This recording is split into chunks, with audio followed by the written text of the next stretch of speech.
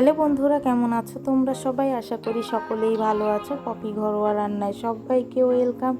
আজ তোমাদের সাথে শেয়ার করতে চলে এসেছি আরও একটি নতুন রেসিপি নিয়ে।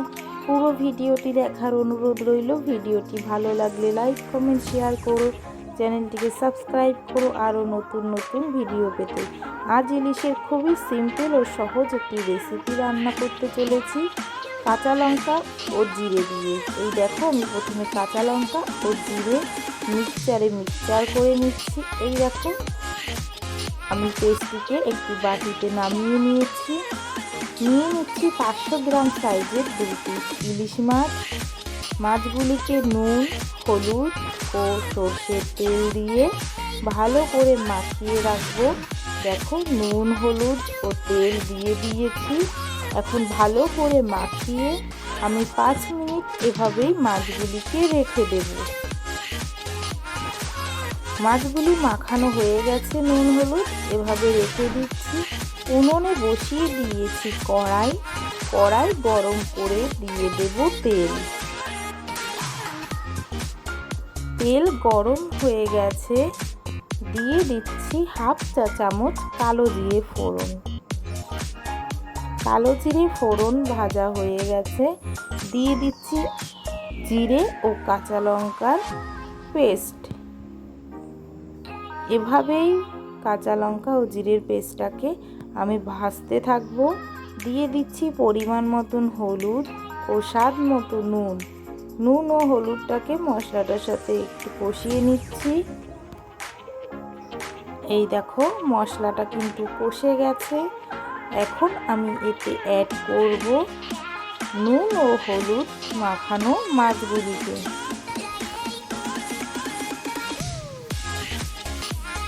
এই দেখো, আমি সব মাছগুলিকে দিয়ে দিয়েছি।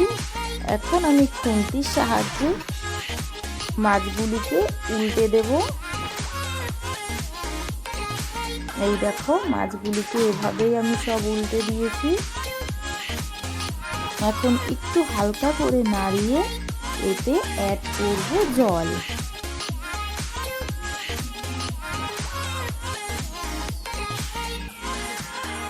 আজ আমি ইলিশ মাছের পাতলা ঝুলি করব। বাচ্চা থেকে বয়স্ক সবাই কিন্তু এটি খেতে পারে, কোনো অসুবিধা হবে না। কেউ সর্ষে খেয়ে শরীরটা খারাপ করে, তারা কিন্তু এই রেসিপিটা অবশ্যই ফলো করতে পারো। এটি খুবই ভালো হয়, কোনো রকম প্রবলেম হয় না। এই দেখো, মাছটা কত সুন্দর ফুটতে শুরু হয়ে গেছে জলের ভেতরে। আমি আজ মাছটাকে একদমই ঢাকবো না, এভাবেই জাল হতে দেব 8-10 মিনিট।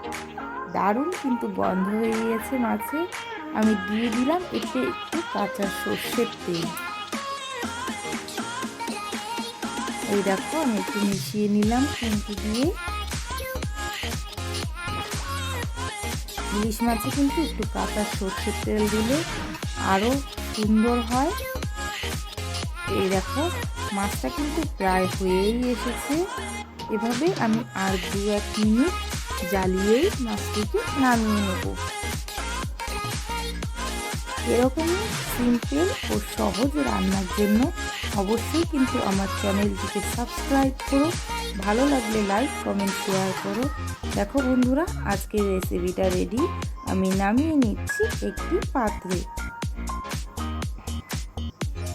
তো তোমাদের কেমন লাগলো অবশ্যই কিন্তু কমেন্টে জানিও।